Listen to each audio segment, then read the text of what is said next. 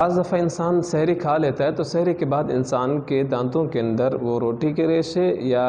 گوشت کے چھوٹے ٹکڑے دانتوں کے اندر رہ جاتے ہیں۔ بعض دفعہ انسان کلی کرتا ہے یا منہ میں نکل آتے ہیں بعد میں، تو کیا ان سے روزے پر کوئی اثر پڑے گا یا نہیں پڑے گا؟ تو یاد رہے کہ منہ کے اندر جو روٹی کے ذرات، روٹی کے ٹکڑے چھوٹے یا گوشت کے ریشے جو دانتوں کے اندر رہ گئے ہوں، بعد میں اگر منہ کے اندر آ گئے اور ان کو نگل لیا تو اگر چنے کی مقدار سے کم تھے تو روزہ نہیں ٹوٹا، چنے کی مقدار کے برابر یا اس سے زیادہ تھے تو روزہ ٹوٹ گیا اور اس روزے کی قضا لازم ہوگی۔ نمبر 2 کہ اگر ان ریشوں کو، ان ٹکڑوں کو نکال لیا